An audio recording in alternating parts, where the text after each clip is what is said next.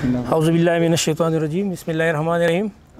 اول خو زه ستاسو ټولو میډیا ورونو ډېره شکریه ادا کوم چې دوی راغلل په شارټ نوټس باندې او تاسو د کوریج موقع راکړه.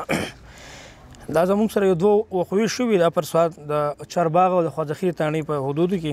تاسو ته پته ده چې په 27 تاریخ د ورځې 12 بجو ټایم کې دوه فریقانو خپل منځ کې وختي تکرار باندې فایرنګ وشو.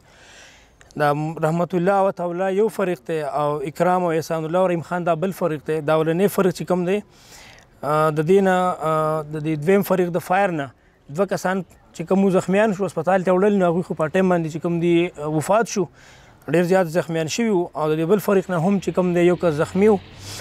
نو د وقوعي اطلاع چې څنګه ډي پي او صاحب ته وشوه نو هغوی د خپلو هدایاتو مطابق چې کوم دی د ډي سي پي صاحب خواځخیر په نګرانۍ کې ټیم مقرر کو او ډېر په مختصر ټایم کې هغې کې شپږ ملزمان چې کوم نامزد شوي وو هغوی ډېر په مختصر ټایم کې ونیول او د هغوی نه چې کوم ده د موقع په نسبت باندې چې کوم اسلحه استعمال شوي وه هغې هم ترې برآمد کړې ده. نو دې کې دا یو فرق چې کوم دی د هغې نه شپږ ملزمان نیولې شوي دي کوم چې موږ ته د قتل په وقوع کې مطلوب وو. او بل چې کوم فریق دی هغوی اقدامي قتل د هغوی خلاف اف آی آر درج کړی شوی و. هغوی چې کوم دی هغه بي بي اے کړې ده، هغه هم ګرفتار تصور دي. او کیس چې کوم دی زموږ د پولیس د ټایم ایکشن د وجې نه د ټایم د منډې د وجې نه پولیس چې کوم دی هغوی دې کې ډېر ښه کامیابي حاصل کړې ده. ملزمان هم نیولي دي، اسلحه هم برآمد شوي ده.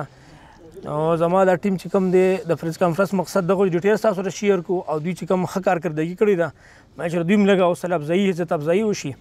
نو دې ټیم کې چې چا څومره کار کړی دی ډي سي پي صاحب دی، سی ایچ او صاحب دی، نو انشاءالله موږ به د هغوی دپاره د حوصله افزایي او د عزت افزایي دپاره به موږ انعام دپاره هم لیکل کوو، هغوی دپاره به شیلډونه او سرټیفیکیټس به ورته میلاویږي. ځکه چې ډېر په کم ټایم کې هغوی ملزمان هم نیولي او اسلحه هم برآمد کړې ده. ملزمان چې کوم دي هغوی د کسټډي دوران کې زموږ تفتیشي افسر چې کوم دی خان نظر خان هغې د مخکې خپل جرم اعتراف کړی دی. نن به انشاءالله موږ عدالت ته مخامخ کوو او امید دی چې هلته کې به هغوی د خپل جرم اعتراف وکړي. فلحال خو هغوی زموږ سره خپل جرم مني او امید دی چې عدالت کې د پولیس د ښه تفتیش د وجې نه هغوی خپل جرم ته کوم دی عدالت کې ومني. دغه شانتې د خواځخیرې تاڼۍ په حدود کې د شپې په باندې یو بجه شپې په باندې یو بجه د غیرت په نوم باندې یو قتل شوی. ملزم چې کوم دی محمد علي اول د فقیرګل دا د کوټنۍ دی، کوټنۍ په ایریا کې دا واقع شوی وه. په هغې کې هم پولیس هغه د شپې چې کوم دی ډېر بر وخت کې ښه کارروایي وکړه. هغې کې چې کوم دی ملزم هم ګرفتار کو او علی قتل چې کوم دی هغې کې چې کوم ټوپک استعمال شوی هغه هم ترې برآمد کړی دی. او ملزم چې کوم دی د پولیس موږ سره اوس په کسټډي کې دی هغه هم چې کوم دی خپل جرم زموږ سره زموږ د مخې منلی دی او امید دی چې ښه تفتیش د وجې نه هغه هم عدالت مخې ته نن چې موږ پیش کوو هغه چې کوم دی خپل جرم ومني. او دې کې هم پولیس چې کوم دی بر وخت د شپې 1:30 بجه ښه کارروایي کړې ده.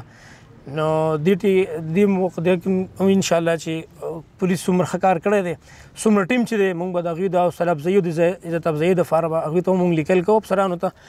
انشاءالله دوی ته به ښه صله میلاویږي او ډېر ښه کارروایي یې کړې ده، ښه کارکردګي یې کړې ده. نو امید دی چې دوی زما دا ټیم چې څومره دی مستقبل کې هم دغه شان څومره قتل واردات یا نور غټ جرایم کېږي امید دی چې په هغې کې هم دوی ښه خپله سلسله چې کوم ده جاري وساتي. مونږ به انشاءالله د دوی هر قسم حوصله افزایي هم کوو، د دوی به مونږ مرسته هم کوو او تفتیش هم انشاءالله ډېر په ښه طریقه باندې روان دی. نن به ملزم پیش کېږي عدالت ته، امید دی چې هغه هم خپل جرم ومني.